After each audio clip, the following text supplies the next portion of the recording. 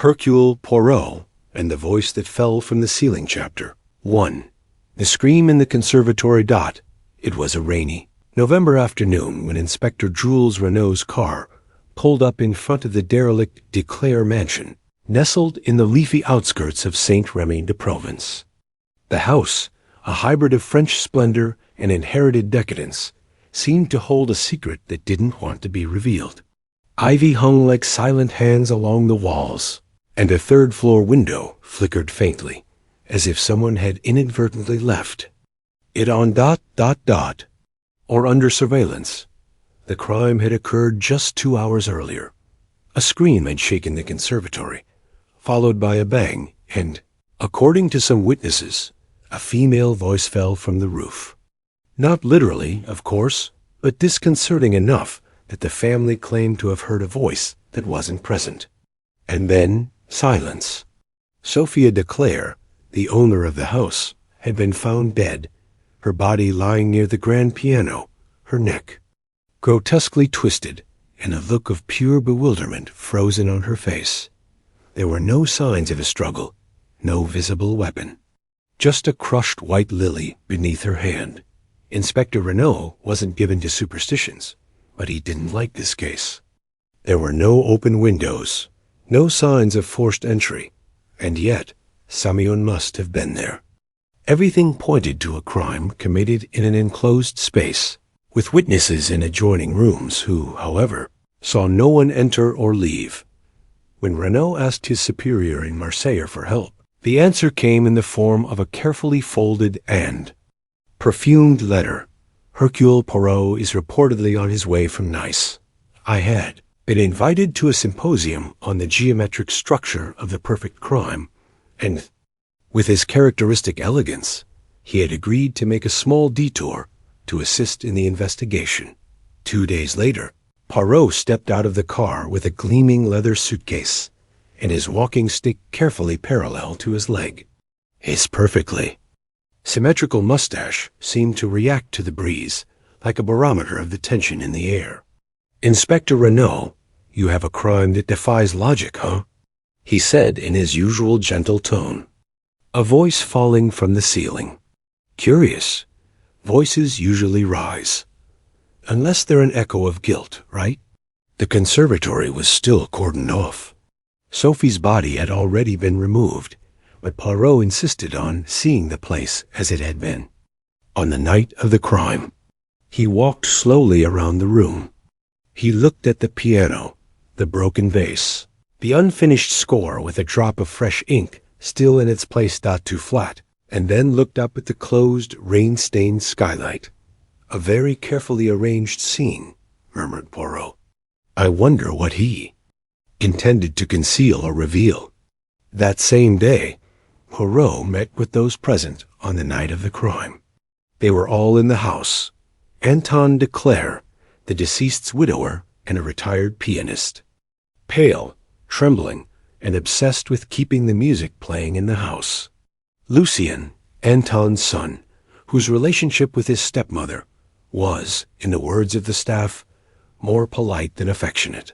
Magda Rousseau, a distant cousin of Sophia, who had arrived weeks earlier after losing her home in a mysterious fire.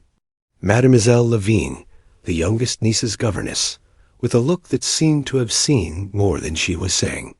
Philippe, the gardener, a taciturn young man who claimed to have heard the voice but not see her. Poirot, at his first meeting with everyone, asked only one question. Who was the last person to see Madame Sophia alive? Silence fell like a heavy curtain. Finally, Anton raised his hand, just barely. "Me. She was rehearsing a piece. Moonlight. I wanted to go in, but I heard her talking to herself. She was saying, 'You can't do that to me again. I'll talk this time.'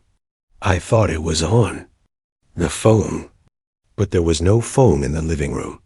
Poirot nodded, his eyes shining. "So we have a mystery within the mystery. Mise Amos. A death without a murderer, a voice without a body, and a warning that no one should have heard." He turned to Renault.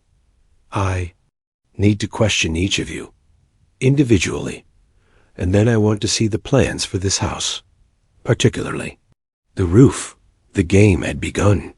And as always, Poirot knew that the key, it wasn't in what was seen, but in what was heard. Chapter 2. Interviews. With Echo Dot, the rain was still drumming against the windows of the de Clare mansion when Hercule Poirot began his meticulous series of interviews. Installed in the library, a room more austere than luxurious, with thick carpets and books stacked as if untouched for years, Poirot asked the suspects to come forward one by one, in order of emotional closeness to the victim. First, it was Anton de Clare, the widower. He entered slowly, shuffling as if gravity had betrayed him. His suit was wrinkled at the cuffs, and he was wearing a badly knotted scarf. "Monsieur de Clare," Poirot began quietly, "your wife was found with a crushed flower in her hand." "Was she fond of Lily?" Anton frowned. "No, I hated them. I said they smelled like funerals. I never brought them home." Poirot nodded with a slight sigh. "And yet, one was in his hand. A symbolic gesture, perhaps. Tell me, did you argue recently?" Anton seemed to get irritated. Sophia was temperamental. "The arguments were frequent, yes, but not serious. This house," she gestured to the walls, "has always been full of shouting, even before Sophia." Poirot inclined his head slightly, as if confirming a suspicion. "And the night of the crime?" "I heard her playing the piano, an improvised melody, with notes that didn't fit. I was in the adjoining music room, correcting a score. Suddenly, a scream. I ran upstairs, but it was too late." Poirot paused, then asked bluntly, "Did she usually talk to herself?" Anton was slow to respond. "Not that I know of, although she seemed distracted the last few days. Maybe preoccupied." Poirot noted something invisible in his mind and dismissed him politely. He followed him. Lucien, Anton's son, in his 30s, with an expression that combined arrogance and exhaustion. "I don't regret her death, Monsieur Poirot. It would be hypocritical to say so, but I didn't kill her either. Frankness, monsieur, is always welcome." "Though rarely complete," Poirot replied gently. "Where were you on the night of the death?" "In my room, studying some plans. I work in architectural restoration." Poirot raised an eyebrow. "Do you know anything about acoustics, perhaps?" Lucien smiled. "Are you interested in knowing if a voice can seem to come from the ceiling?" "Yes.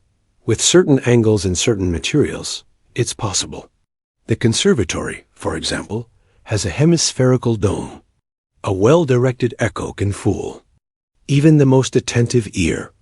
Poirot looked at him closely. "And you knew it?" "Of course. I designed it myself during a remodel 5 years ago." As Lucien left, Poirot stood up and walked to the window. The sky was beginning to darken. He returned to his seat and asked Renaud to bring Magda Rousseau. Magda entered with a broken elegance. She was dressed in black, though she wasn't in mourning. Her eyes were large, sad, but overly moist, as if tears were part of a ritual. "Miss Rousseau," Poirot began, "what brought you to this house?" "A fire. I lost my apartment in Paris. Sophia offered me shelter. We'd known each other since childhood." "And what was your relationship like in this new cohabitation?" "Strange. Sophia was erratic. One day she hugged me like a sister. The next day she accused me of stealing her jewelry. She even thought I was talking about her on the phone with strangers." "And he did it?" Magda laughed, briefly and nervously. "No. But I must admit I heard things. Sometimes he would lock himself in the conservatory and argue with no one. I thought he was suffering from some kind of paranoia." Poirot nodded slowly. "The night of the crime?" "I was in the greenhouse, closing the windows. I heard her screaming, but when I ran over, there were already people in the living room. I didn't see anyone else. Finally, he entered Mademoiselle Lavigne, the governess. A gaunt woman, her hair tied back in a severe bun, and her hands constantly braiding it together. Were you fond of Madame de Clare? It wasn't easy to be fond of her, she replied, without looking at him. But she was the mother of the house, and I respect positions. Poirot didn't comment. He just made a sign. What do you know about the night of the crime? I was reading with the little girl, Pauline. We heard a noise, as if something had fallen. I ran to the conservatory door, but it was locked. Or so it seemed. Felipe, the gardener, opened it from outside. He'd heard something too. Something? A voice. Like a short chant. A threat, perhaps. But no, it didn't come from the ground. It sounded above. Como si colgra. Poirot leaned. Back in his chair. Thank you, mademoiselle. I'll ask you to make yourself available. As the door closed, the Belgian detective remained silent for a few moments.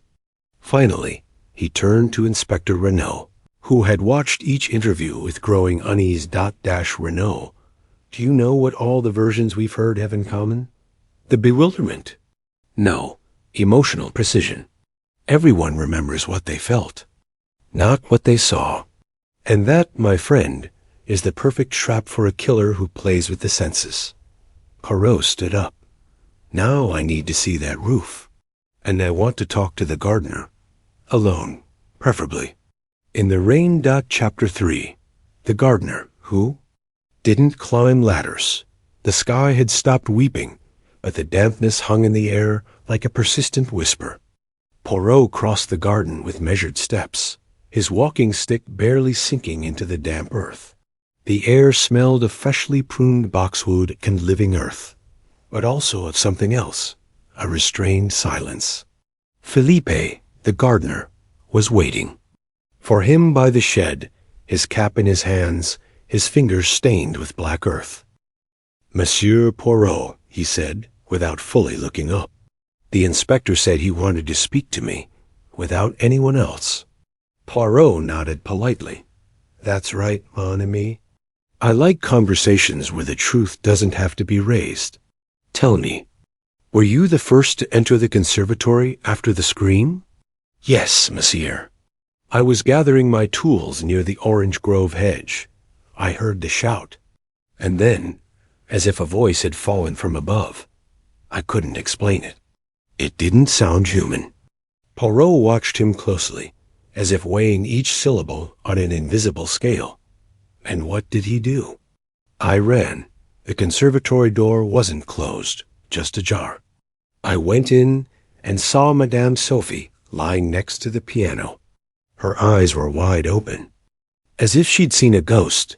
Did you see anyone else leave? Did you hear footsteps? No, sir. Not a single footprint on the wet ground leading to the entrance. I checked later. No one went through there. And there's no other way out. Poirot narrowed his eyes. And you, Felipe? Do you have any reason to fear being asked questions? The young man looked at him, tense. No. But I prefer gardens. There are things about the house I don't like. What kind of things? Shadows that have no owner. Doors that rattle when no one's around. And the lady, talking to herself. Or so it seemed. One night I saw her in the greenhouse, standing still, talking as if she were responding to someone who wasn't there. Poirot didn't mock. Nor did he seem alarmed. He nodded slightly. Did you know that she had received anonymous letters? Felipe was startled. Cards? It seemed so. I found one carefully torn, hidden between pages of sheet music. It said, if you say it, it will happen again. Not everyone survived the first time. Philippe paled. What does that mean? That, young man, is precisely what I'm trying to find out. Tell me, are you familiar with the structure of the house? Philippe rubbed his hands together uncomfortably, as much as a gardener can. I know the conservatory roof was reinforced a few years ago. It has a hollow chamber between the inner dome and the outer roof. Lucien redesigned the whole thing. He said he wanted to achieve a special resonance for concerts. Is that camera accessible? Only from the attic. But you have to climb up a ladder hidden behind a panel. Nobody uses it. It's full of dust and rotten beams. And have you been there?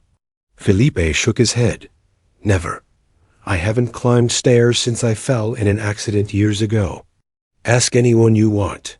Poirot looked at him in silence for a few seconds, until the young man lowered his gaze again. Thank you, Felipe. You've been very helpful. That evening, Poirot personally inspected the hidden staircase. He was accompanied by Renaud, who muttered to himself as they climbed the narrow passageway leading from a forgotten storeroom. The stairs creaked beneath their feet, and a faint smell of old dust and rust preceded them. Upon reaching the upper level, they found themselves in a narrow chamber between the layers of the ceiling. The echo of their footsteps was curious. It bounced irregularly, as if each vibration chose its own direction. The detective advanced to the part above the conservatory and found something that stopped him. A small wooden bench, almost invisible in the gloom, and a gap in the ceiling that connected to an acoustic grill above the interior skylight. Poirot spoke, projecting his voice softly. Monsieur Renaud, tell me if you hear this. He leaned forward and said in a low voice, as if summoning a memory, You can't do that to me again. This time I'll talk. Renaud, on the floor of the conservatory, shuddered. My God! It sounded like someone was saying it from the ceiling. Exactly what the witnesses described. Poirot smiled gently. Exactly, my friend. An acoustic illusion, carefully constructed. Like a play without an actor. Back in his room, Poirot arranged his thoughts like pieces on a chessboard. Each suspect offered a version that added a layer, not clarity. And yet the voices had an owner, even if not all lips spoke them. He opened his notebook and wrote, The killer didn't want to be seen, but he did want to be heard. Because in his voice, there was a real threat. The next day, Poirot called for everyone present to gather around. It was time to test a theory, although he wasn't ready for the revelation yet. But one thing was certain. The voice that fell from the ceiling was not an accident. It was a perfectly orchestrated act. Chapter 4. The score that was never played. The next morning dawned under a gray, static sky. The clouds, frozen like curtains before a final performance, covered the D. Clare mansion with a silence unlike that of the previous night. It was an expectant silence, as if even the breeze was waiting for something to be said. Poirot ate breakfast alone. He insisted that his coffee be served at exactly 67 degrees, and that his toast be cut into perfect triangles. Then, with his suit freshly ironed and his walking stick lined up in front of him, he went down to the drawing room, where Anton de Clare used to practice. There, on the music stand, lay a score that Poirot had noticed before, but which he now examined with fresh eyes. That it was titled Nocturne in Major Silence, an unfinished composition signed by Anton. The last line was abruptly interrupted by a violently erased note, and along the edge of the paper, a barely distinguishable word written in pencil. She's lying. She lies. Poirot examined the back. Adhered to it by a drop of dried wax, he found a fragment of a letter. If you go public, you'll not only destroy what's left of your name, but also your son. Don't forget 1913. Poirot folded the paper with great delicacy. The date intrigued him.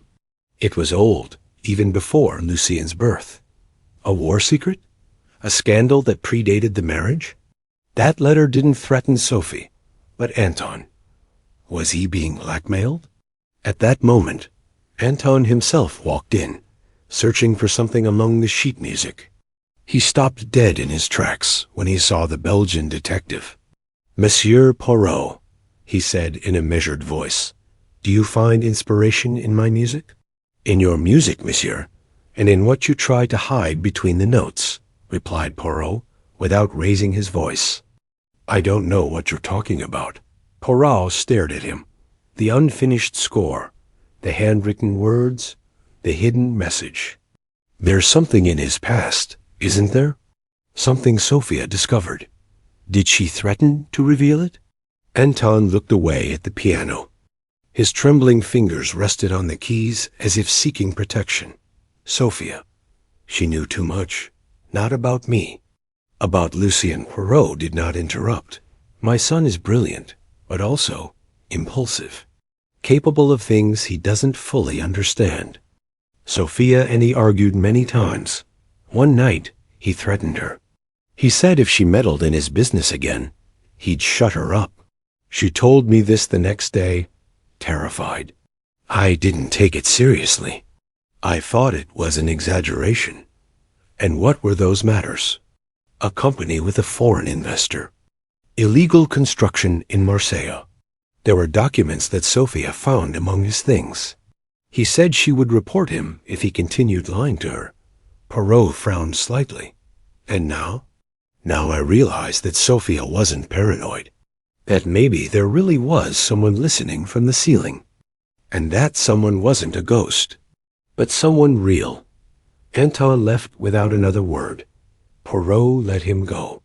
What he needed wasn't more half-baked confessions, but the tying piece together, motive, opportunity, and trick. And the most promising lead had yet to speak. Later, Poirot asked to speak to Pauline, the 9-year-old niece being looked after by Mademoiselle Lavigne. At first, the governess was reluctant, but in response to the detective's firm courtesy, she agreed to leave her alone with him in the reading room. The girl had a quiet but lively expression, and in her hands she held a sketchbook. "Bonjour, Mademoiselle Pauline," Poirot greeted her, bowing slightly. "May I see what you've drawn?" She nodded shyly, and showed him a drawing of the house. Though rudimentary, it was amazingly detailed. The greenhouse, the piano, the conservatory skylight, and a small, dark box above it with a figure inside. "Who is that, my dear child?" asked Poirot, pointing at the figure. "The man who sings," Pauline said, matter-of-factly. Poirot held his breath. "When did you see him?" "The night Aunt Sophia screamed. I was in the hallway. The door was slightly open. I saw a shadow in the skylight. It was moving. Then came the voice. I thought it was a joke, like in those scary stories. But then came the noise, and everyone screamed." Poirot smiled at her warmly and stroked her hair. "Thank you, my angel. You've been very brave." The drawing said it all. It wasn't an illusion. Someone had been in the false ceiling. Someone had used the echo to project a threat just before killing, and they had done it with surgical precision, leaving no trace. But now, Poirot had more than just suspicions. He had a witness. That night, in his room, the detective put the mental pieces of the puzzle together. A voice that had no body. A crime without a visible weapon. A small, ignored witness. Blackmail buried in music. And in architecture designed to deceive not the eye, but the ear. He opened his suitcase and took out a carefully velvet-lined box. Inside, he kept something he rarely used, a small recording device. "Tomorrow night," he murmured, "will be the final performance. And this time, the voice will be heard by everyone." Chapter 5. The Echo Who Knew Too Much. The following evening, the great hall of the de Clare mansion was once again filled with voices, though this time they were not whispers floating in the gloom, but words heavy with anticipation. Poirot had requested that everyone be gathered in the conservatory at 9 o'clock sharp, not to reveal the truth, yet not yet but to recreate crime scene. With a punctuality bordering on obsession, the suspects arrived one by one. Anton, his hands clenched. Lucien, irritated by the theatrics. Magda, wrapped in a black shawl as if the duel were just another stage set. Mademoiselle Lavigne, stiff as a coat rack. And finally Philippe, silent in the shadows. Waited in the middle of the room, immaculate as ever, with his walking stick in his right hand and a small device in his left. "My friends," he said clearly, "tonight we are not here to accuse, but to listen. This room, as you know, holds secrets. Not in its walls, but in its form. It is designed to amplify ... distort ... and hide. Tonight, the echo will speak." He approached the piano and placed the recorder on the lid. Then he activated it. For a few seconds, nothing was heard. Then a voice. "You can't do that to me." Again. "This time I'll talk." The effect was chilling. The words didn't seem to come from a loudspeaker, but rather floated down from above, from the closed skylight, as if the ghost of Sophia herself were returning to repeat her last threat. Flinched. Anton paled. Lucien narrowed his eyes, tense.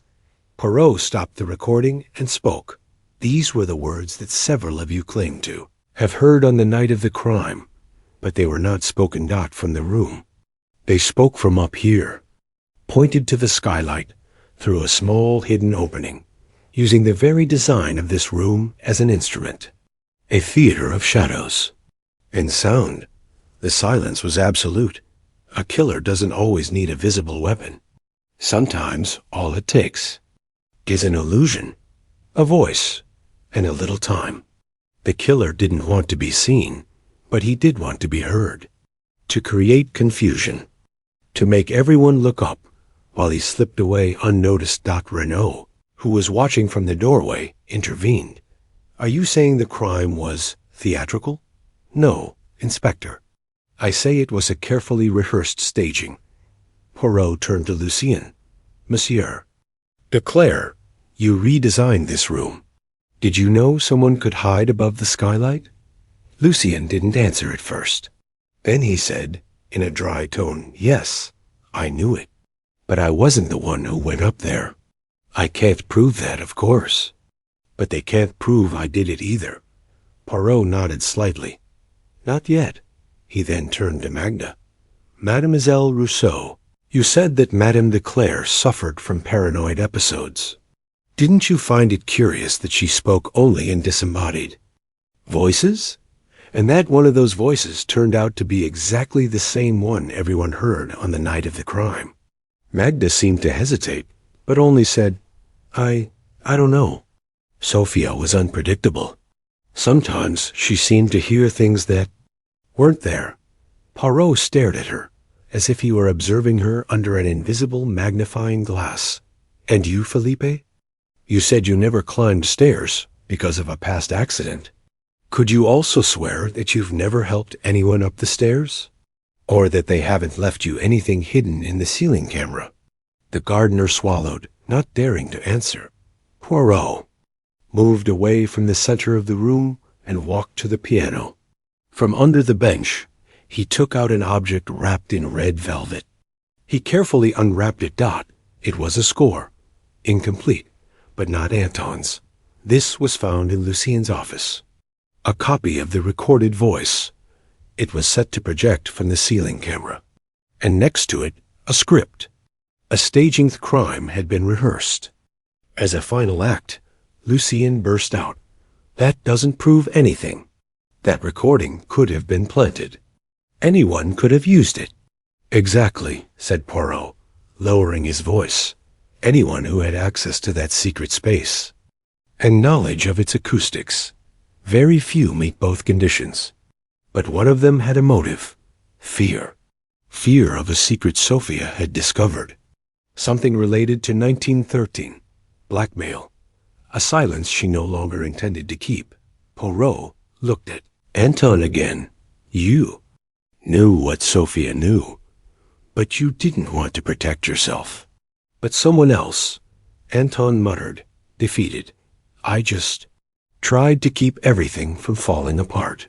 "And in that effort, monsieur," said Poirot sadly, "someone else took it upon himself to tear it all down for you." The echo of the recorder had left a seed. Poirot hadn't identified the murderer yet, but he had closed in on him. He had forced him to listen to his own crime. And the murderer, like the echo, I couldn't stay hidden much longer. Chapter 6. The secret of 1913. The day dawned with a leaden sky, and an impertinent wind blew dry leaves into the corners of the de Clare mansion. Inside, however, the atmosphere was even more frigid. The tension of the previous night had settled in like an invisible fog. No one slept peacefully, and every corner now seemed to harbor a latent suspicion. Poirot, after a walk along the orange path, asked Renaud to accompany him to Anton de Clare's private office, not out of courtesy or whim, but because there he knew laid the oldest piece of the puzzle, the corner that concealed the origin of the crime. The office was a gloomy place, paneled in dark wood and lined with heavy, musty shelves. In one corner, a box of documents was secured with a brass clasp. Poirot pointed to it without hesitation. "Mr. Renaud, would you do me a favor?" The inspector opened it with slight resistance. Inside were yellowed folders, black and white photographs, certificates, and letters folded like old confessions. Poirot took out a folder marked with faded ink. Medical Correspondence, Lyon. 1913. Inside, an exchange of letters between Anton de Clare and a French psychiatrist. The content is brief but disturbing. Male patient, 20 years old, episodes of sudden aggressiveness. Provisional diagnosis: acute nervous imbalance. Temporary isolation is suggested. Experimental treatment initiated with the approval of the legal guardian. Case recorded under a pseudonym to avoid social repercussions. Poirot raised an eyebrow. It wasn't Anton. It was his brother, the missing young man no one talked about, the one who had been institutionalized and then forgotten. Renaud rubbed his chin. "Do you think Sophia discovered this?" "Rather than discover it," replied Poirot, "connected it with something more recent. Because I also found another letter, dated 1931, signed by the clinic director. It indicated that the patient had died that year, but that his medical records had been destroyed at the express request of a relative. And that handwriting matches Anton's." Renaud frowned. "Do you think Lucien is that man's son?" Poirot shook his head gently. No. But Sophia did believe it. That was her hypothesis, at least. She suspected that Lucien wasn't Anton's legitimate son, but his brother's. Something happened between Sophia and Anton. A revelation. Perhaps Anton confessed to her in a moment of desperation.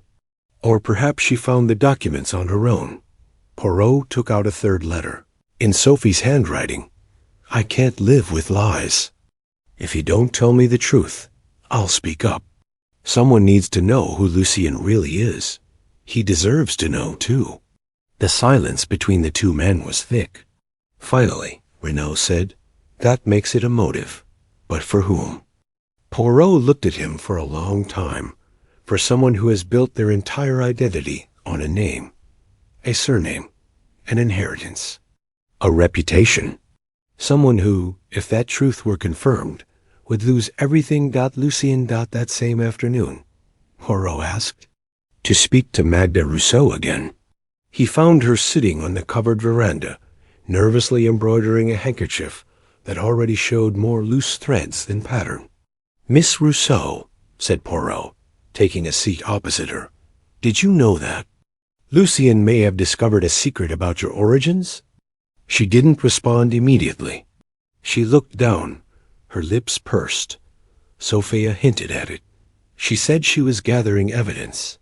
She wanted to take everything to a notary. But she didn't have time.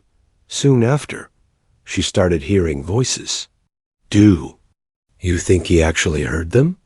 Or that someone deliberately made him hear them?" Magda raised her eyes, shining. "I don't know. But the day before she died, Sophia told me that she finally had it in his hands. He hugged me. He was crying. I thought he'd broken down. But now, I think I'd found the truth." Poirot leaned towards her. "And where are those documents now?" Magda hesitated. "I didn't find them. But I know they were in his piano, under the felt of the keyboard. I checked after he died. And they were gone. Poirot nodded. The missing piece had not been destroyed, not it had been stolen. That night, Poirot watched from his bedroom window. The moon, barely visible between the clouds, hung over the mansion like a dubious lantern. Lucien's figure appeared in the garden, walking with his shoulders straight, his gaze toward the orange trees. He seemed calm. Too calm. Poirot noted in his notebook. Reason, threatened identity, medium, exclusive access to acoustic design. Opportunity. Present in the house, no firm alibi. Evidence, missing documents, hidden sound recording. And yet, one last reaction is still missing. Fear has not spoken. He closed the notebook and muttered, "The killer still believes the play isn't over." But what he doesn't know is that the curtain has already fallen. He just needs to figure it out. Chapter 7. The voice that wasn't his own. The atmosphere inside. The De Clare mansion grew increasingly tense, as if the walls themselves sensed the truth approaching with gentle but inevitable steps. No one spoke much. The once echoing hallways had become discreet. The clocks seemed to slow slightly, and the conservatory piano remained closed, as if the echo of the last melody had also closed the instrument. Poirot, however, moved with more precision than ever. That morning he didn't have breakfast in the dining room, but in the study, surrounded by papers and notes, written in his neat style. He called Renaud as soon as he finished his coffee. "Inspector," he said, smoothing out a sheet of paper with a line of notes. "This afternoon I want to conduct an experiment. But first, I need you to bring Lucien into the main hall. Not as a suspect. As an architect." Renaud frowned, but obeyed. Lucien arrived shortly after, dressed in a gray jacket that gave him an even more austere air. He watched Poirot suspiciously, with that restrained manner one reserves for someone who, without shouting, has already said too much. "Have you called me to accuse me, Monsieur Poirot?" "No, Monsieur de Clare. I called you to explain something only you can fully understand. After all, this room was your creation, wasn't it?" Lucien crossed his arms. "I redesigned it, yes. I wanted to give it special acoustics. I didn't think that would make me a murder suspect. Believe me, it doesn't. But there's something I need to confirm." Poirot indicated the corner where the piano stood. "Could you, from here, indicate exactly where a voice would project if spoken from the false ceiling?" Lucien approached, reluctantly, and pointed to the central area of the conservatory, just below the skylight. The curvature of the ceiling creates a focal effect. The sound falls right here, as if descending from the sky. Perfect.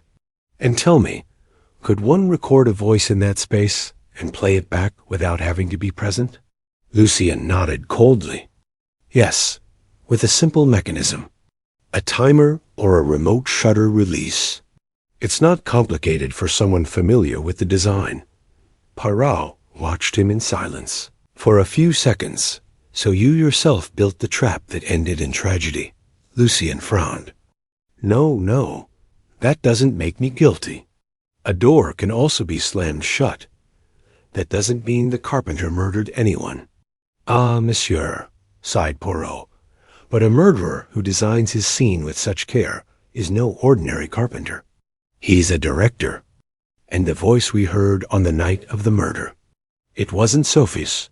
Lucien hesitated. Then he raised his head defiantly. "How can you be sure?" Poirot took a second recorder out of his pocket. He placed it on the table and pressed a button. The voice echoed again in the room. "You can't do that to me again. This time I'll talk." Then he activated a second file, with a banal phrase from Sophia, recorded months earlier on a home recording found on her record player. "Magda, don't forget to close the greenhouse window, will you?" When both recordings stopped, Poirot turned to Lucien. "Do you notice the difference?" Lucien opened his mouth to reply, but stopped. Poirot said it for him. The first voice was imitated, perfectly imitated. But it wasn't Sophia. The cadence, the rhythm, the modulation. It was someone else playing her. Someone who knew her very well, and who knew how to use her voice as a weapon. Renaud, from the doorway, entered with a grave expression. We consulted with the forensic sound expert. It's a match. The voice wasn't his. Poirot then turned to Lucien. Now tell me, sir, where were those documents your stepmother kept? And why aren't they there anymore? Lucien swallowed. I found them after his death, but I didn't destroy them. Where are they? In my room. In a safe? Poirot nodded. It wasn't time to reveal what that box contained yet. But what he did know was this. Lucien wasn't innocent. But he wasn't the killer either. He had discovered the plan too late, and his silence stemmed from another kind of fear. Fear of what the papers would say, not of what he had done. Hours later, Poirot asked for a conversation with Mademoiselle Lavigne. The governess arrived without makeup, with her hair tied back even more severely than usual, and a stern expression. Mademoiselle, said Poirot, I need you to tell me about something no one has been willing to mention. The night Sophie found Pauline crying after a supposed voice on the roof. Before the murder. Do you remember? She nodded cautiously. Pauline heard something while she was sleeping. She said the voice was speaking to her from above, that it was saying mean things about her mother, that the voice told her Sophia was going to leave forever. And what did you do? I took her to sleep in my room that night. I didn't want to worry anyone. I thought I was dreaming. Poirot nodded slowly. What if I told you the voice you heard wasn't imaginary, and that someone in this house used that same trick to stage a crime? The governess remained silent, her lips pursed, but her eyes lowered their guard for a second. A barely perceptible tremor, the kind of reaction Poirot knew only too well. Mademoiselle, he said, in a soft but implacable voice, you didn't imitate Sophie's voice. But you know who did, don't you? The woman closed her eyes for a moment, and when she opened them, they had a different expression. Not one of guilt, but of sadness. Yes, he whispered. I know who it was, and you know it too, Monsieur Poirot. But it's not for me to say. Poirot stood up slowly. Maybe not, but you're the one who can confirm it. Unless he himself denies it.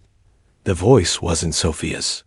But it was used with knowledge, with precision, and with fear. The play was almost over, and the last actor had just been pointed out behind the scenes. Chapter 8, the final rehearsal, was covering Saint Remy de Provence with a sepia tint when Poirot, always immaculate, requested a final meeting with all the inhabitants of the Declare mansion.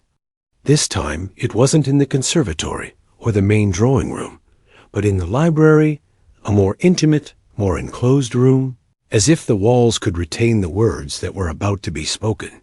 Light streamed through the stained glass windows, casting strange shadows on the oriental rugs. As the suspects arrived, one by one, there was a mixture of resignation, suspicion, and fear. Something was about to be revealed, and everyone knew it, even those who still clung to its secrets like a rope over the abyss. Poirot was already there, standing by the unlit fireplace, as if he were the one warming the room with his mere presence. On the table in front of him lay 5 objects: a fragment of sheet music, the recording of the fake voice, Pauline's drawing, a letter with the handwritten threat, and an antique key. My lords and ladies, he began in his usual courteous tone, this will be our last conversation before the truth comes out. A crime has been committed, not a spontaneous one, but a rehearsed one, planned, executed with pinpoint precision, like a play where the killer controlled not only what was seen, but what was heard. Everyone remained silent. Even Renaud, who was in the corner, kept his arms crossed and his brow furrowed, waiting for the missing piece to complete the circle. Poirot held up the fragment of score. This was written by Anton de Clare, an incomplete attempt to capture on paper the anguish that consumed him. He knew something dark was threatening to come to light, something from the past, something from 1913. Anton looked down, defeated. Poirot took the next object, the recorder. This recording was played from the false ceiling, designed by Lucien, and performed by someone who knew the victim's voice perfectly. It wasn't Sophia's voice. It was an imitation. Then he held up Pauline's drawing. Our young witness, ignored by everyone, drew the figure she saw moving inside the skylight. It wasn't a ghost. It was an actor, one who knew every hidden corner of the house well. He continued with the letter. A direct threat, one that links the truth of the past with present blackmail. Not directed at Sophia, but at Anton. But Sophia found this letter. That's why she died. Because I was going to speak finally, he took the key, and this one, found. Among Mademoiselle Lavigne's belongings, opens a secret compartment in the deceased's desk. It contained the final proof, a written confession. One line that explains everything. He turned to those present.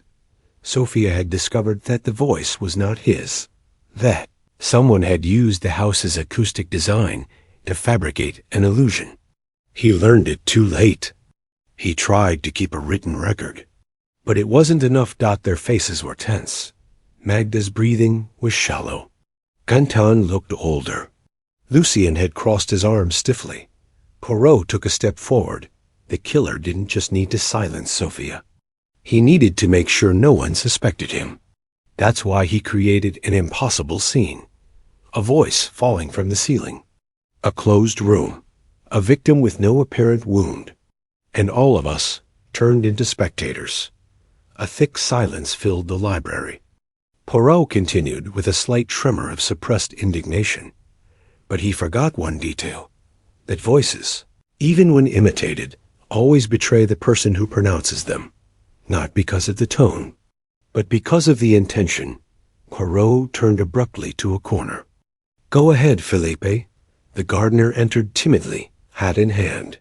He approached the center of the room. His eyes avoided those present. "Say it," Poirot instructed him gently. "Say it now." Philippe swallowed. "That night, I helped put the recorder on the ceiling. He asked me to. Magda, he said, it was part of a surprise. That it was something for Signora Sophia. I didn't think it was anything bad. He paid me." A shudder ran through the room. "After the crime," Philippe continued, increasingly disturbed, "she asked me to take it down, to hide it in the greenhouse. I did. But when I heard the recording, I knew it wasn't what she said." Magda stood up abruptly, her eyes wide. "That's not true. I didn't help him. It was Lucien." Poirot raised a hand. "No, mademoiselle. Lucien designed the trap. But he didn't spring it. You imitated everything. Not just his voice, but his fear. His rhythm. You were an actress before the fire in your Paris apartment. I checked into your past. Magda stepped back. A faint, shaky laugh escaped her lips. "And why would I kill her? Because you knew the secret. Not from Sophia, but from the contents of the documents she discovered. You knew the truth about Lucien. And with it, the scandal, the end of the de Clare name. But you also saw an opportunity. You blackmailed Sophia, and when she decided to speak out, you silenced her." The woman was trembling, as if the November cold had entered through the stained glass. "You don't understand. Sophia was cruel. She'd always been cruel. She humiliated, manipulated, played with everyone. She deserved to be silenced." Poirot bowed his head sadly. "Perhaps. But justice isn't a melody you compose at will. It's a truth you discover." Note by note, Renaud stepped forward and placed a firm hand on Magda's shoulder. She didn't resist. As she was escorted from the room, Poirot looked again at the table where the 5 objects rested. 5 pieces of evidence, 5 voices. And all at last they had spoken. Chapter 9. the harmony of Lies Declare mansion dawned, in an unusually orderly silence. It wasn't the expectant silence of previous days, nor the tense silence of the guilty parties on the verge of discovery. It was more like the stillness that follows a confession, when the echoes of the crime still resonate in the walls, but without the urgency of being discovered. Magda Rousseau had been arrested. Her confession, though fragmentary, had been sufficient. The staging of the murder, the acoustic manipulation, the imitation of Sophie's voice, and the attempt to pass the crime off as an inexplicable phenomenon. Everything pointed to a trained mind, a disgraced actress who had seen in blackmail, and murder a final redemptive function. But Poirot knew that all had not yet been said. He remained in the library, standing by the window, gazing at the gardens where Philippe worked slowly. Behind him, Inspector Renaud leafed through the witness statements without enthusiasm. "Don't. You think it was all a bit theatrical, Poirot?" the inspector asked, finally breaking the silence. Poirot did not turn around. "Aren't all crimes like that, mon ami? The murderer wishes to convince the world of a lie. And what is theater but? A lie momentarily believed by everyone?" Renaud closed the file with a sigh. "And Lucien? What will he do now that he knows the truth?" Poirot turned slowly. "That, my dear, is the only question that still worries me. Magda didn't lie entirely. Sophie was cruel, yes, but her discovery went beyond blackmail. She wanted to destroy the family mask, to reveal Lucien's royal lineage. Not out of revenge, but out of pride. To humiliate Anton. And Lucien knew he wasn't a legitimate son? "I didn't know that," Poirot replied. "Until now." Later, Poirot asked to see Lucien privately. The young architect entered, his face hard with tension. He had read the reports. He had heard Magda's words.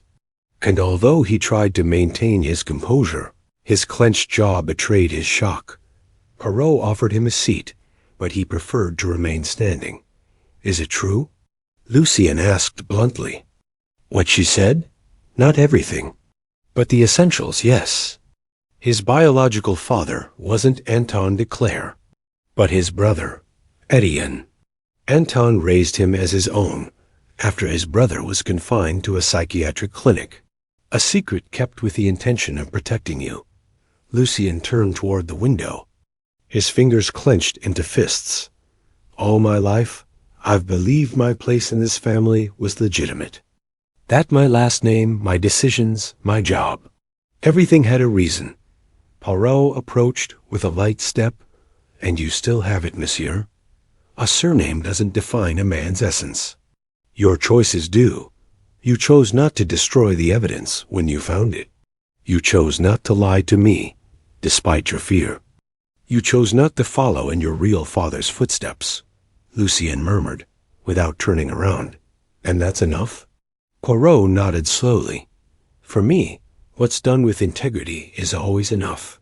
You inherited a lie, but you responded truthfully."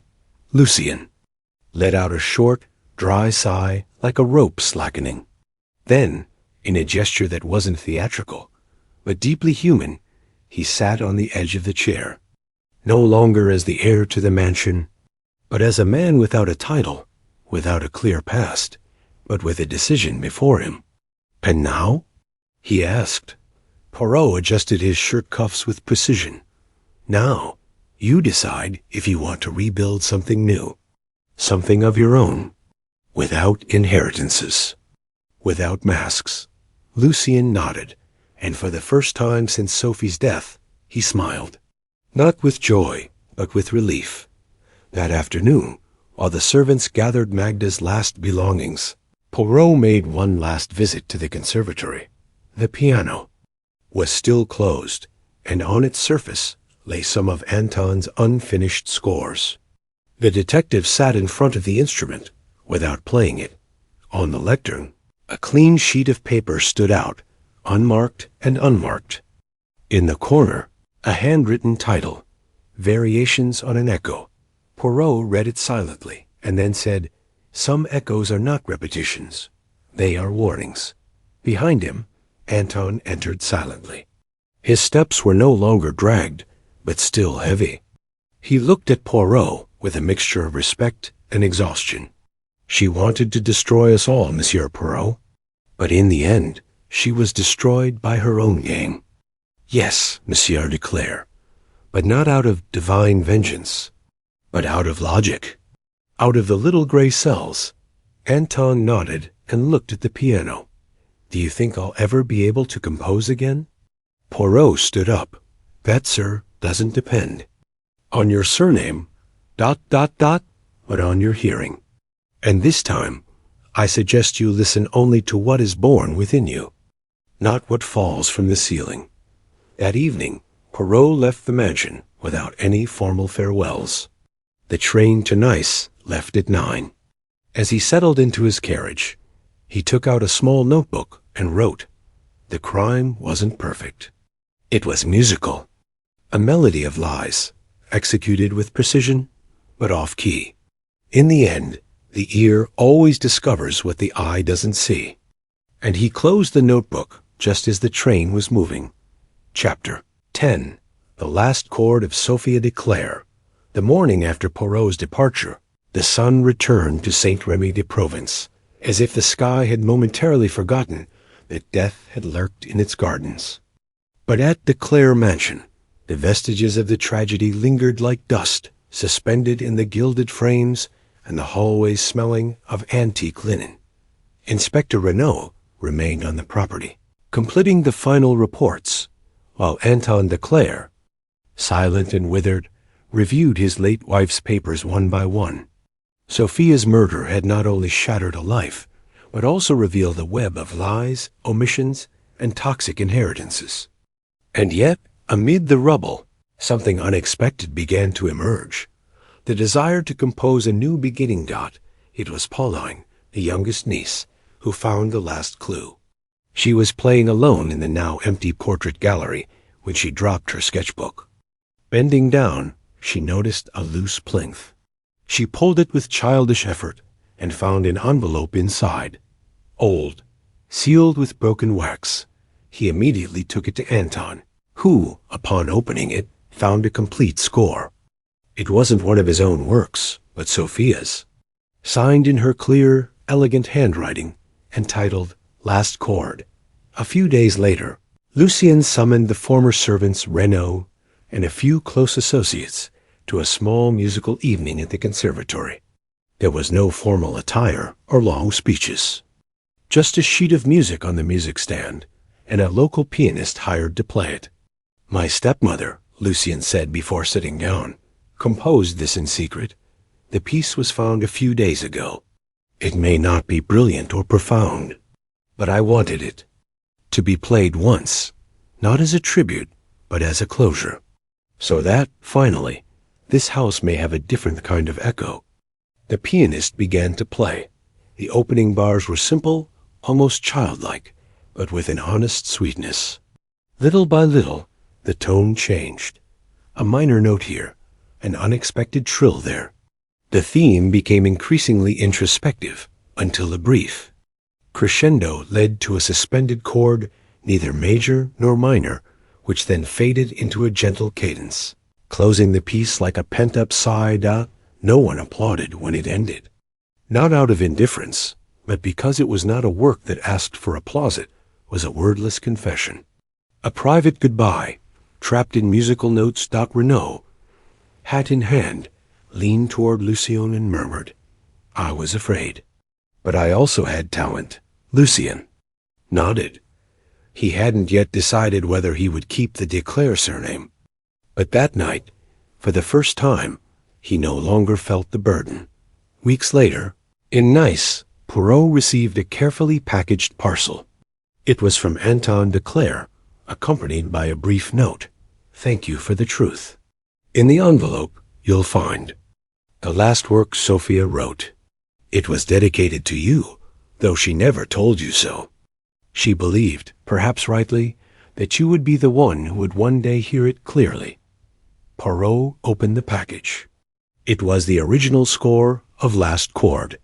He flipped through it silently, his lips pursed, and then placed it on his desk. From a nearby dresser, he took out an antique portable phonograph. He took a blank record, placed it carefully, and began recording the piece himself, humming it softly, imitating the notes like someone reconstructing a melody from memory. When he finished, he wrote in his notebook, "In the end, Sophia didn't scream for help. Her voice didn't fall from the ceiling. It was her truth that resonated from on high, crashing against the foundations of a house built on lies. She wasn't killed by the voices. She was killed by the echo." And then, with the slightest of gestures, he smiled. Epilogue. The notes left in the air. Days after officially closing the case, Inspector Jules Renaud was in his office in Marseille, reviewing one of the latest reports related to the Declare mansion. Despite the fact that the crime had been solved, the file still made him feel a little uneasy. Not because he doubted Poirot's analysis, he would never have dared, but because the case seemed to have revealed something to him that wasn't in any of the papers. How fragile the truth is when it is disguised as social respect. On his desk lay copies of the documents found in Lucien's safe. Medical records, hidden letters, a broken genealogical line reconstructed with borrowed names. An entire family history buried beneath layers of appearances. Renaud leafed through them, like someone examining the remains of a collapsed structure, wondering if at any point, someone could have prevented everything from ending as it did. In the midst of his reflection, he received a handwritten letter signed by Lucien. Declare. The envelope was plain, bearing his new letterhead. LDC, Acoustic Restoration and Sound Spaces. Inside, a brief note. Asterisk, Inspector Renaud, I've decided to start over. The Declare name will henceforth be a secondary mention in my works. Not out of shame, but for clarity. I've renounced my share of the inheritance, except for the music library and the conservatory, which I plan to transform into a space open to the study of sound and its use in architecture. My father, the one who raised me, not the one who fathered me, visited me for the last time this week. He's old, but at peace. Regarding Sophia, I've heard her piece many times. I still don't know if I like it, but I do know that she composed it with the intention of being understood. That's more than many achieve. I appreciate your fair treatment. LDC. Asterisk. Renaud closed the letter with a feeling of resignation and respect. At least someone in that house had decided to live differently. Building, instead of hiding. In nice. Poirot was arranging his book collection on a new mahogany shelf. It was a warm morning, and his butler had served him a cup of tea. That was too hot a mistake that Poirot, of course, neatly corrected. On the side table lay the recorded vinyl of Last Chord. I hadn't played it since the day it arrived, but I still looked at it intently, as if it contained not just music, but an emotional signature that was difficult to decipher. When the clock struck 11, Poirot sat down in his favorite armchair, placed the record on the record player, and let Sophie Declare's notes fill the room. Each measure seemed clearer with time, as if now free from fear. The notes had found their true form. "Ah, madame," Poirot murmured, "you were a victim of your own behavior, too loud to go unnoticed, and too proud to ask for help." He closed his eyes, not to sleep, but to listen more carefully. Not the music, but the silence between the notes, the place where the crime wasn't committed, but where it began to take shape. After the last chord, Poirot remained still. Finally, he took out his notebook and wrote a single line, without flourishes or rhetoric. Not all crimes are born of hate. Some are born of silence accumulated over too long. And with that, she closed the notebook, stood up with her impeccable composure, and let the silence, this time without deception, fill the room. Chapter 11. Nameless Echoes. It was a week After the musical epilogue of Sophia de Clare, when a discreet figure arrived at the Saint Remy train station, getting off a carriage without being greeted or expected. It was Geneviève Mercier, an archivist at the National Conservatory of Music in Paris. She wasn't a police officer or a journalist. She was simply someone looking for a lost manuscript. The conservatory had received, by anonymous mail, a short extract from a work entitled Prelude to Broken Dome, with the note, composition found among the papers of Sophia de Clare. Possible origin in the school of Nadia Ballinger. Authenticity to be determined, double quotes, the note was intriguing.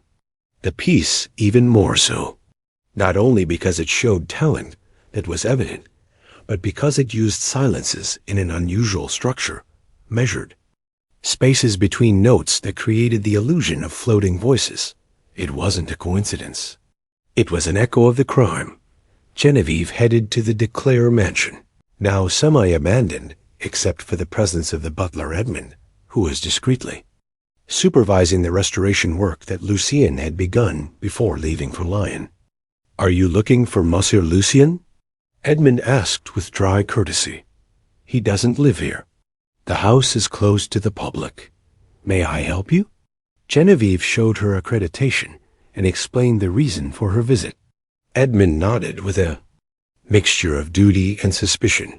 "Maybe you'll find what you're looking for in the north wing, in the old rehearsal room. No one's wanted to touch it since." Well, since it all ended, the woman walked firmly through the halls, carrying her notebook and a small tape recorder. The rehearsal room was a forgotten space, with furniture covered by sheets and a stale air of recent abandonment. But the piano, the same one that had witnessed so many secrets, was still there, closed, imposing, silent. On the music stand, he found a dusty folder with loose sheets. Some were unfinished scores, others simple notes. But one caught his eye, had no title, just a handwritten note in the margin. "Use silence to build the illusion of the other. Let your voice fall from within." Geneviève felt a chill. It was more than a musical technique. It was a confession, not of direct guilt, but of intellectual participation. A blueprint, perhaps, or the mental echo of the one who helped design, not the murder. But the way to make it possible. In the corners of the paper were technical notes on sound projection, resonance angle calculations, and formulas for the time lag of a voice when it bounces off a curved surface. This wasn't Sophia's handwriting, nor was it Magda's. It was Lucien's handwriting. Hours later, Geneviève found herself in the café across from the station, leafing through the documents with growing bewilderment. The crime had already been attributed. Justice had acted. But what if the crime wasn't just an execution? What if it was, in part, a conceptual co-authorship? Maybe Lucien didn't activate the recording, but he designed the scenario, wrote the technical script, and even suggested in notes no one had read that the voice could be used like a weapon. Had he consciously participated? Or had he simply created a tool that someone else used for deadly purposes? Geneviève had no answers. But she did have a dilemma. She could return to Paris and file the papers as fragments with no criminal relevance. Or she could send a copy to Poirot's archive in Brussels. He chose the second. Poirot received the envelope in his apartment in Nice 2 days later. It had no return address, just a small stamp from the National Conservatory. He gently opened it and began to read. As he scrolled through the diagrams and notes, his eyebrows rose slightly. When he reached the last page, the one that discussed echo as a tool of manipulation, he leaned back in his chair, closed his eyes, and murmured, "My God, can truth also be a two-handed composition?" He took out his notebook and wrote a single sentence. The murderer was one. The crime, perhaps, was orchestrated by two. And then, without concluding anything, he stood still, like someone listening attentively to the last chord. That has yet to be played. Chapter 12. the two hands of murder. The notes found by Genevieve Mercier didn't come as a surprise to Poirot. Not entirely. What they did provoke was a different kind of concern, the shadow of an already solved crime that continued to project movement, like a figure behind a curtain that never quite moves away. If Magda Rousseau was the perpetrator of the crime, was Lucien perhaps its composer? That evening, Poirot did something he rarely did. Traveled uninvited.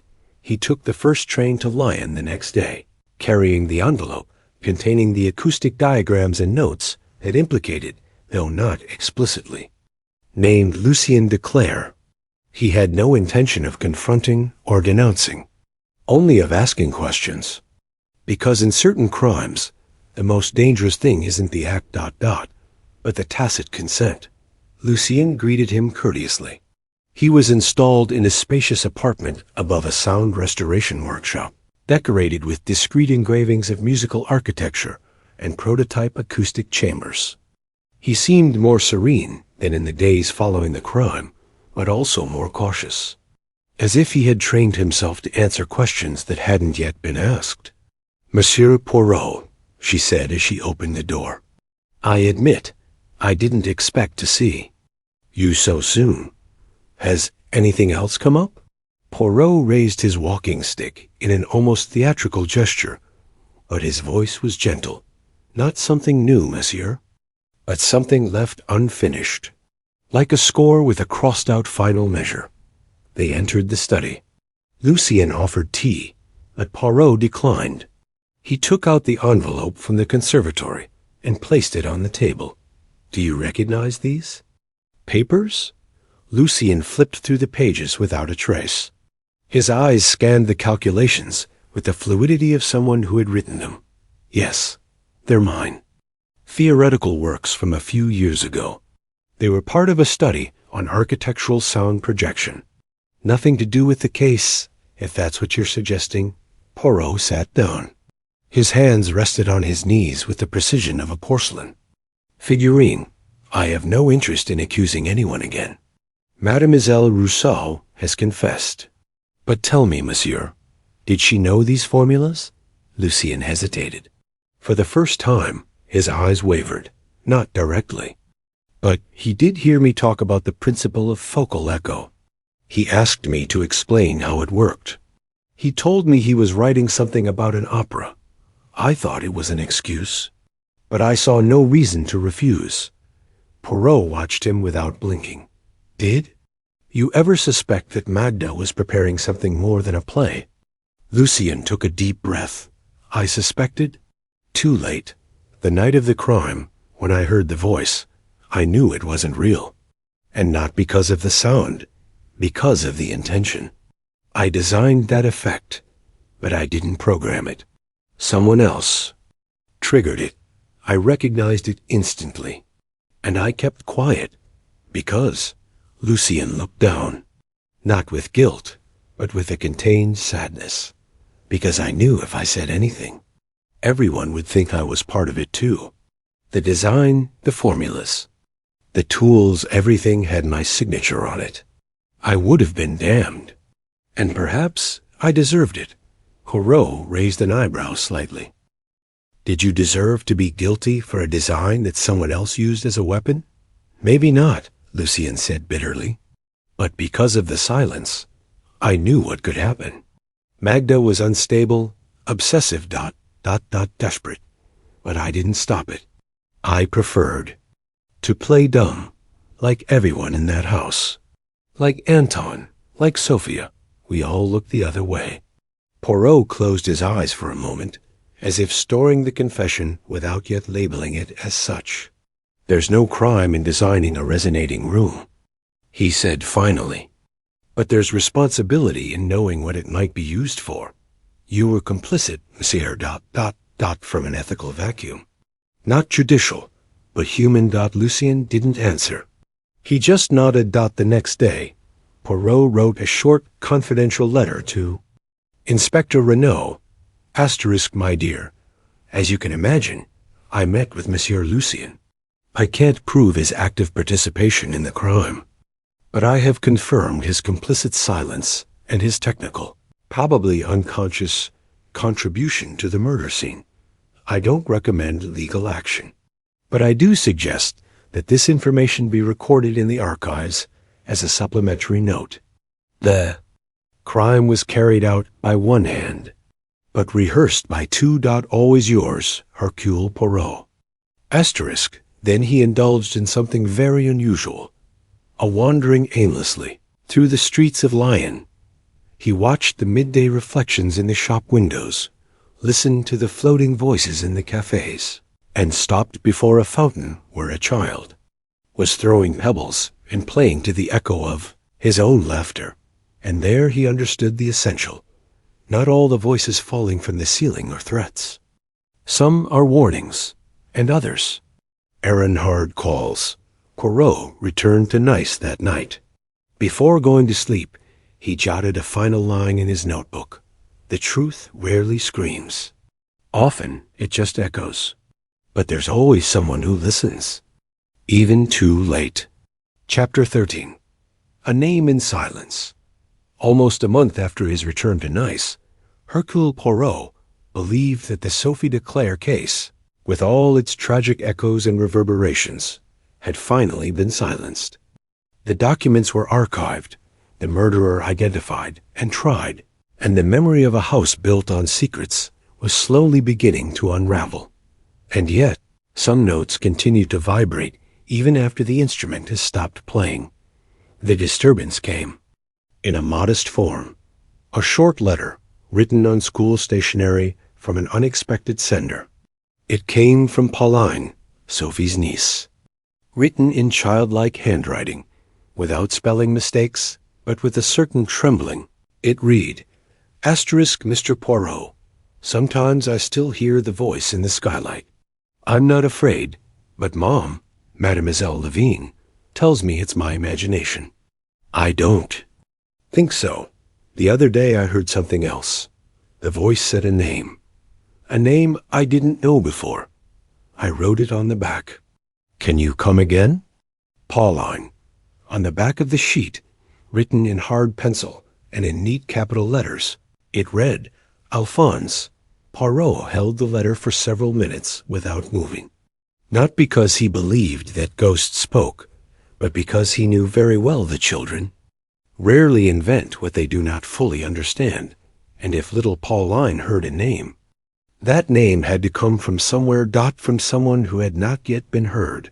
A few days later, Poirot returned once more to the de Clare mansion, under a winter sky that was beginning to close in early. This time he was greeted by a temporary housekeeper, as Edmund had resigned and returned to his home village. Pauline waited for him with a mixture of joy and solemnity. She wasn't just any little girl. She had lived close to fear without fully understanding it, and that had sculpted a disturbing maturity in her gaze. Thanks for coming, he said when he saw me. I haven't told anyone else about this, about the name. Very prudent, mademoiselle, Poirot replied gently. But now that you've told me, tell me more. Pauline led him by the hand to the back stairs, leading to the attic. There, at the top of the steps, she pointed to a spot on the ceiling. The voice came from there. But only once did he say a name. Alphonse. He said it twice. As if he were searching for it, Poirot narrowed his eyes. In his mind, he began to scan the sound map of the house, which he now knew better than some of its corridors. If there was a voice, if there was a name, there was a memory trapped somewhere. He asked permission to inspect the attic, and, after a short, dusty climb, found himself in a space littered with forgotten furniture, suitcases, sheet music, and an unlocked wooden box that had gone unnoticed in previous searches. Inside, among torn papers and fragments of seemingly meaningless correspondence, he found a sheet of paper folded many times. It was handwritten in faded ink. It was a letter. Asterisk. Dear Alphonse, I can't carry this secret any longer. Anton doesn't know I'm writing this, or that I'm corresponding with you. You've been like a mirror that doesn't break, even after so many years of confinement. I'm scared of what Lucien might do if he ever discovers the truth. He believes the world owes him something, and I fear he'll use any means, even fear, too. Get it? Magda is suspicious. And you, my brother, must disappear forever. This will be my last letter. Forgive me. Asterisk, the signature was barely legible, but just looking at the initials was enough to UNDERSTANDSDC. Sophia. Poirot murmured, wasn't just hiding the crime. It also protected an even older specter. Upon his return to Nice, Poirot discreetly inquired with the Lyons Psychiatric Hospital. There were no formal records of the patient named Alphonse in 1913, but there was one under another name with matching characteristics. The man had been discharged in 1930 and transferred to a private institution under a pseudonym. He was never heard from again. The signature authorizing the transfer was illegible, but the address matched. At the villa of the Rousseau. Magda, everything was turning again. Poirot, sitting in his nice apartment, reflected silently. The crime for which Magda had been convicted was one, but her motive, her origins, her distorted psyche had been shaped by so much more. She had grown up under a secret she could never fully decipher, surrounded by fragmented truths, inherited without context. The voice on the roof wasn't just a lie. It was also an echo of an earlier voice, from a man named Alphonse, locked away, forgotten, possibly Magda's real father. Or maybe Lucien. The circle didn't end with prison. It ended with a name. Poirot noted in his notebook. The story didn't end with an arrest. It ended with a whisper. And, like all great crimes, it began long before the first act. The real mystery wasn't who killed, but who was erased. He closed the notebook. Then he turned on the phonograph. And while Last Chord began to ring once more, Poirot murmured with his eyes half closed, Alphonse, you have been heard. Chapter 14, The Song That Never Had a Name. A week after discovering Alphonse's letter, Hercule Poirot decided that it was no longer enough to interpret echoes of the past. The case he thought solved had branched out like an unfinished melody, modulating toward a darker, deeper tone.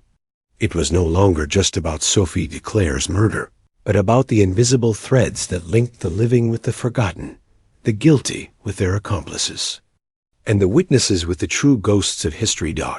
And so, in an unusual move, Poirot appeared in person at the Saint Michel Asylum, a secluded psychiatric care facility in the Grenoble countryside. The name didn't appear in public records. But in the letter discovered at the Declare mansion, Sophie had mentioned Alphonse in a tone that was not only brotherly, but confessional. There, under a false identity, there still lived a 96-year-old man who responded, slowly and confusedly, to the name of Monsieur Etienne. The center's director, a pragmatic woman with a weathered face, led him to an interior garden where the old man was sunbathing in silence. His face was furrowed with ancient lines, not from wisdom, but from neglect. His eyes were focused on nothing, until Poirot, with his soft voice and unmistakable Belgian accent, said, "Hello, Mr. Alphonse." The old man's eyelids fluttered slightly. Poirot sat down next to him without further formality. "Do you know who I am?" The old man blinked, the voice of clarity. He whispered. Poirot nodded, not proudly, but solemnly. "I came because her story lives on in those who don't know. They carry it inside. Do you want to talk about Sophia?" The old man turned his head very slowly. "Sophia?" Sophia sang without moving. That's what she said. She sang with her eyes, with her fingers. But then she stopped singing. She wrote me letters, all the same. They said I should keep quiet, that Lucien shouldn't know. Poirot felt a slight chill, not from what he was hearing, but from what he already understood. "Is Lucien your son?" The old man didn't respond immediately. Then he nodded once, almost imperceptibly. My son, but not mine. They didn't let me have him. Anton raised him. I gave him names inside, but I never knew what they gave him. Poirot sighed. They gave him his own, Monsieur. Alphonse. It was his first name before they erased it. The old man let a silent tear fall, which ran down his cheek like a trace of stray ink. Does he know? Not everything. Not yet. But he knows enough to feel that what he inherited wasn't just a house. It was a disfigured history. Alphonse nodded once. More, this time with the slowness of someone who doesn't expect redemption. Tell him that. Music isn't for killing. That the song, the one I never finished, was for him. Poirot bent down, gently touching the old man's shoulder. I'll tell her, monsieur, and I'll make sure that someone someday touches her. That night in Nice, Poirot wrote the most difficult letter of his life. Not to a judge, not to an inspector, not even to an acquaintance. It was a letter addressed to Lucien, whom he would never see again, but whose soul could still be refined. Mr. Lucien.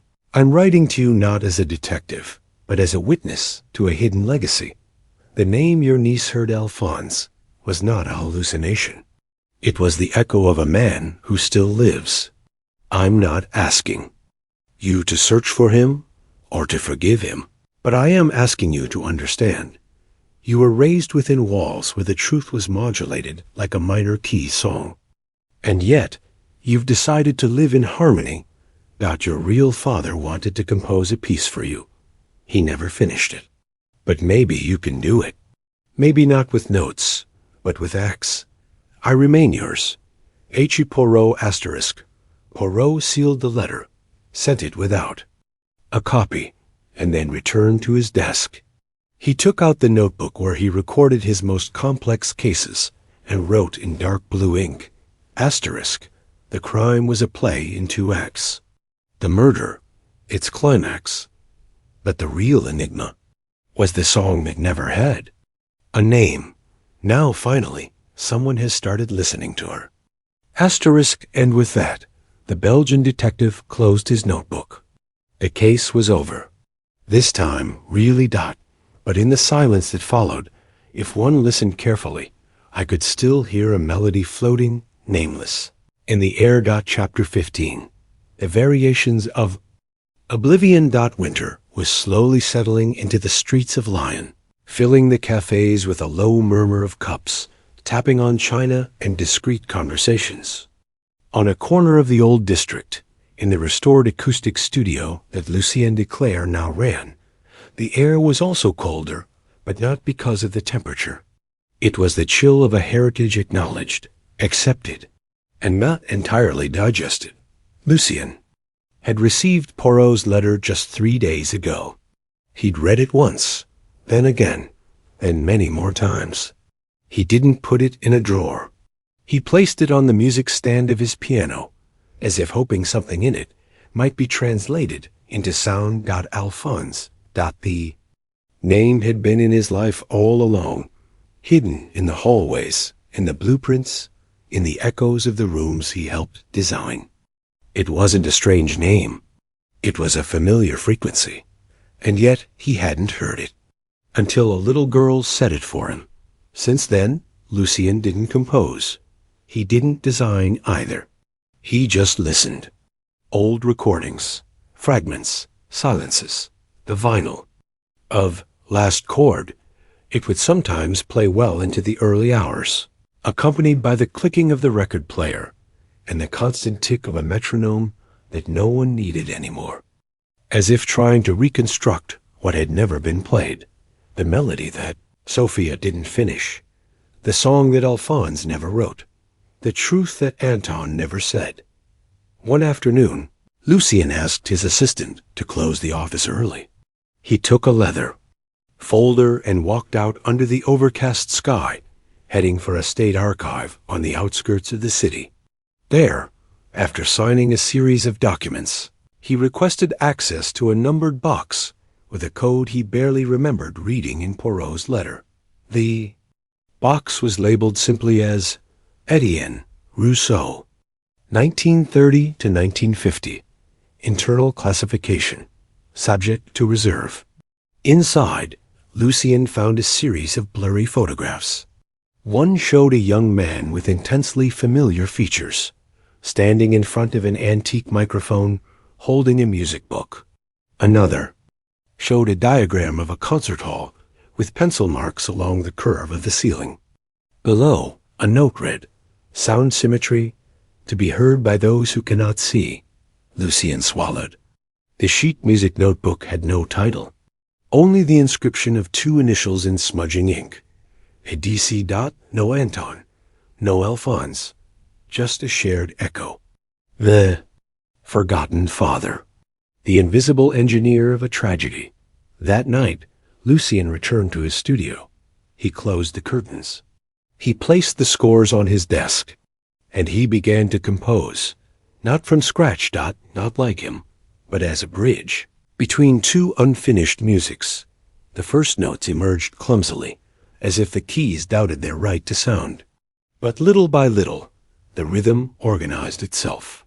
And in the middle of the measure, a melody emerged. One that didn't imitate Sophia, or correct Alphonse, or obey Anton. It was hers. And yet, it was off all of them. He hesitated at the title. And then he wrote, "Variations of Oblivion, for inner voice, echoes, and setbacks," dedicated to those who never had a score. Meanwhile, in Nice, Poirot received an envelope with no return address. Inside, a cassette recording. The simple label, "Lion in Progress." The detective put it in his player and listened. It wasn't a confession. It wasn't a clue. It was music. New, imperfect, but honest. Poirot, without a smile, closed his eyes and let the piece progress. When it was finished, he remained motionless for several minutes. Then he wrote the last entry in his notebook. Asterisk, when the truth cannot be spoken. Sometimes it is sung. The crime is over. The music is just beginning. Asterisk, and so the final echo of the Declare case ceased to be a lament, and finally became a composition. Chapter 16. The notes that waited too long.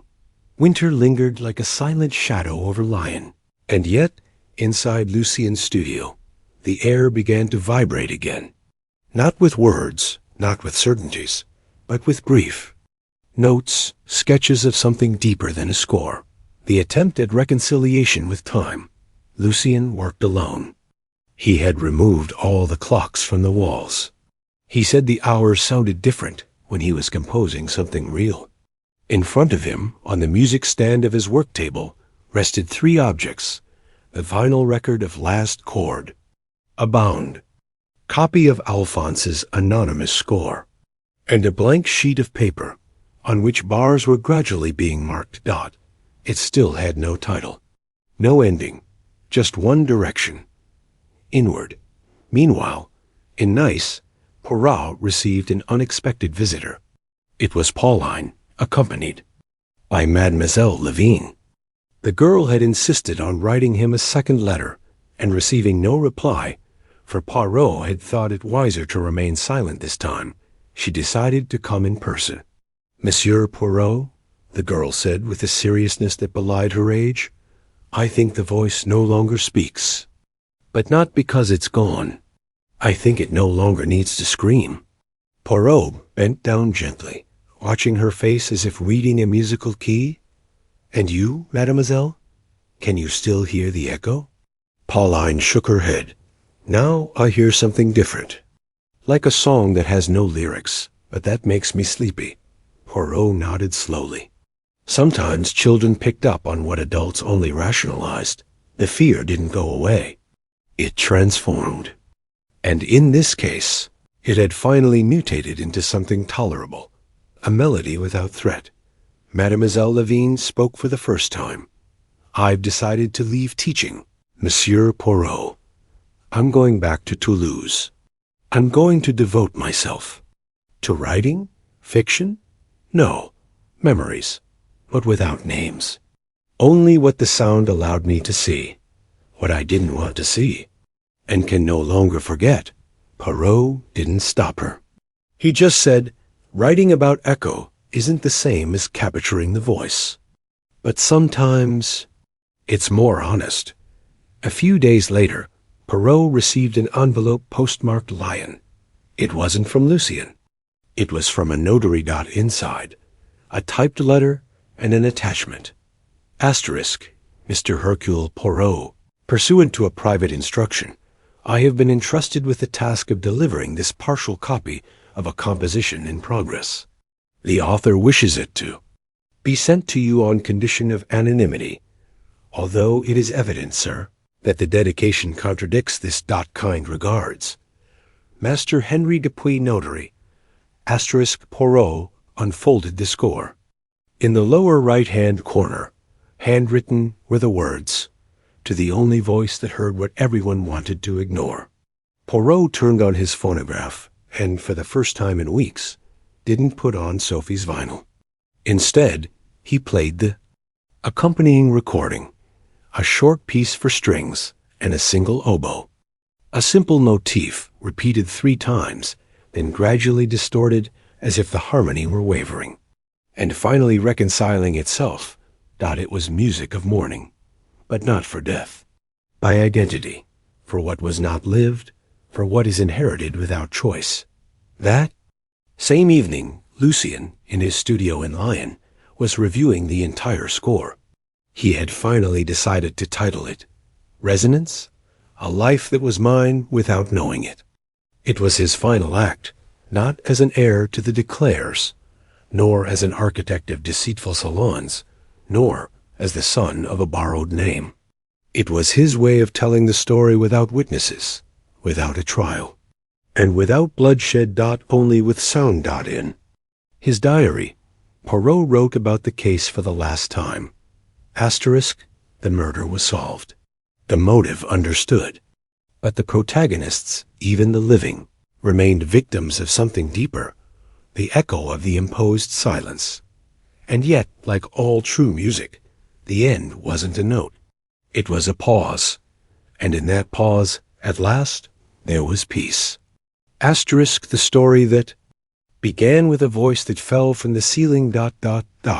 It ended with an echo that rose from the yes. Heart, Chapter 17. The coda that wasn't in the score. No one, not even Hercule Poirot, would have expected a new correspondence from the Declare mansion. Everything had been said, the story resolved, the guilty confronted with their actions, the innocent recognized as such. And yet, the truth is rarely a straight line. There's always one more measure, one last suspended note. When a Cothet was not written, because it was not known to exist, a letter arrived, sealed with antique wax, no return address. It contained only a single page with a firm, masculine handwriting she didn't recognize, but which was not unfamiliar to her. It read, asterisk, I don't regret what I kept quiet, but I do regret what I allowed. This story wasn't a crime, but a symphony broken in its second movement. You discovered the melody, but you still don't know who wrote the introduction. If you want to understand it all, look in the Olive Grove house.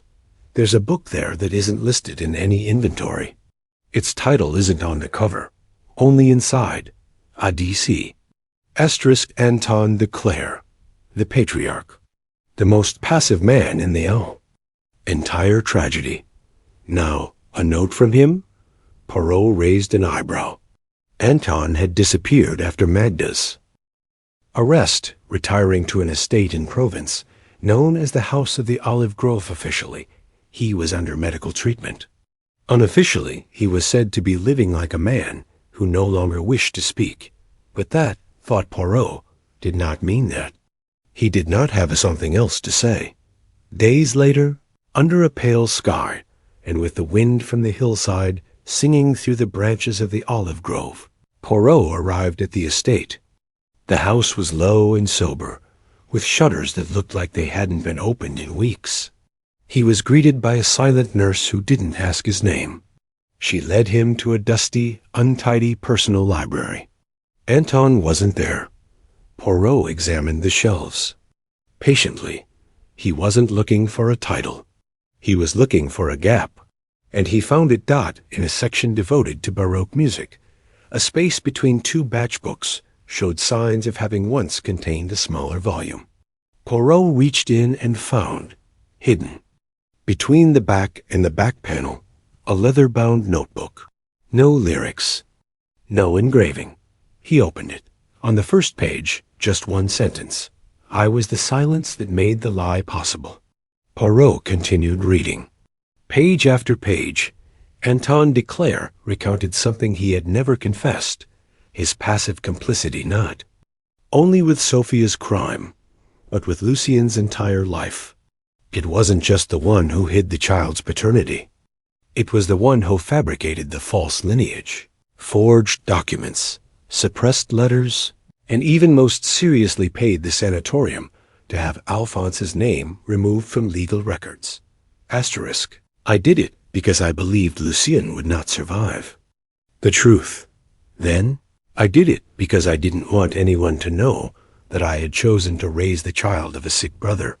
And in the end, I did it because I became the kind of man who does nothing when he's already done enough damage. Asterisk, the notebook didn't seek redemption.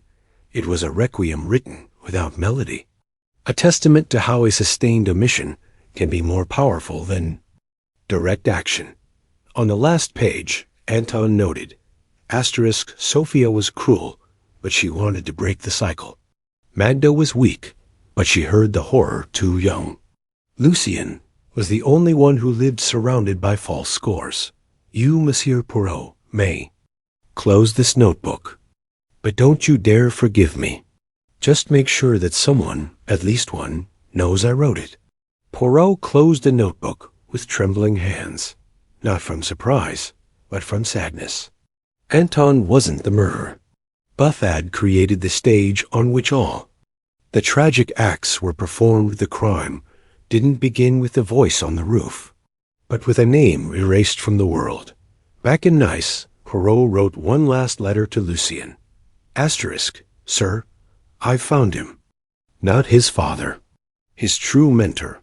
Silence. Anton wasn't just her protector. He was the author of her labyrinth. I've attached the notebook he wrote before disappearing from public life. Read it when you're ready. Not before, and if you ever decide to turn this story into music, let the first measure begin not with a note, but with a breath, because every lie, like every symphony, begins with a bated breath. Asterisk Poirot placed the notebook in a simple cardboard box. He labeled it Casa, Del Olivar, Non-Musical Archive, and for the first time since the beginning of that case, allowed himself to cry. Not for Sophia, not for Magda, not even for Lucien. She cried for Anton, because sometimes the worst crime isn't killing ... but to live without making the noise that could have saved someone. Chapter 18. The Silence Before the Applause. Hercule Poirot returned to Nice on a windless evening. The train wound gently along the coast, and the sky was a uniform gray, like an unturned page. On his lap lay a leather folder with a firm clasp. It contained Anton Declare's letter, a confessional notebook found at the Olive House, and a final handwritten score that had arrived in the mail the night before with no return address. Only a line written at the bottom, finally, with my own rhythm. As the station lights flickered in the distance, Poirot thought not about the crime that had been solved, but about the architecture of the lie. Not about the act of killing, but about the choice to be silent when one should speak the story. Of the voice that fell from the ceiling had been, in truth, the story of all voices that were not heard in time. Back in his apartment, Poirot organized the materials on his desk. Each item occupied a specific location, like notes in a visual harmony. The recording of Sophia's fake voice, Sophia's letter to Alphonse, Anton's notebook, and Lucien's final score.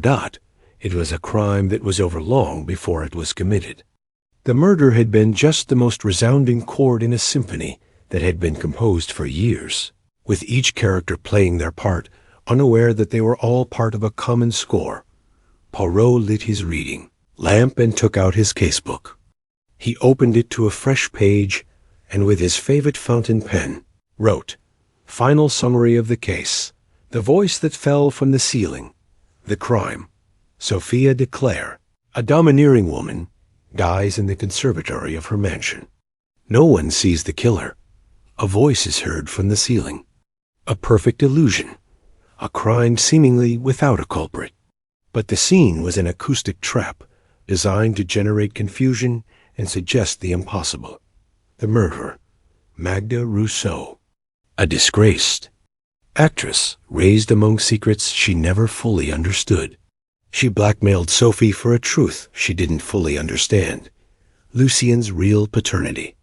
Fearing the secret would be revealed, and seeing deception as a way to restore her power, she created the scene of the voice falling from the ceiling. She rehearsed, manipulated, and killed the accomplice without bloody hands, Lucien de Clare. Not a murderer, but a designer of acoustic space. He knew his knowledge could be used for something else. He suspected, and he kept quiet, the invisible architect, Anton de Clare. He didn't kill, he didn't plan, but he was the one who constructed the central lie. He hid Lucien's origins, buried Alphonse's story, falsified documents, and condemned everyone else to act within a story that they did not choose. The real victim, Lucien, son of an erased man, raised among false scores, half-loved, used as a symbol and a weapon without knowing it. He was shaped by the echo of a story he could never fully hear, until crime forced him to listen. The persistent specter, Alphonse, the man who disappeared from the world and whose voice, the real, human one, was never heard in life. His name was erased. His paternity was silenced. And yet, it was his shadow that set it all off. Poirot closed the notebook, but did not put it away. Instead, he placed the latest score Lucien had sent on the record player. The playback began with a prolonged silence. Then, a single piano note, sustained and soft. And then, a melody for strings that didn't strive for grandeur, but rather for purity. As if someone finally were playing their own version of what they'd been rehearsing all their lives with someone else's score. When the recording ended, Poirot poured himself a cup of hot chocolate. He looked out the window.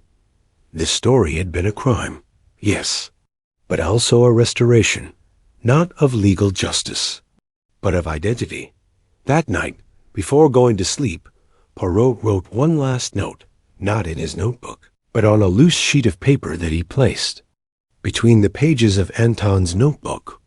It was intended for whoever would read it later. Asterisk. The crime was committed by one hand, but the guilt was compounded by many. Justice doesn't always come with punishment. Sometimes it comes in the form of a truth. Silently accepted. If this story was music, then its resolution is no applause. It's a pause, and in that pause, finally, everyone can breathe. Asterisk. Poirot turned off the lamp. And in the absolute stillness of his room, he heard for the last time the voice that had fallen from the ceiling. Now it was no longer a scream. It was a finished song.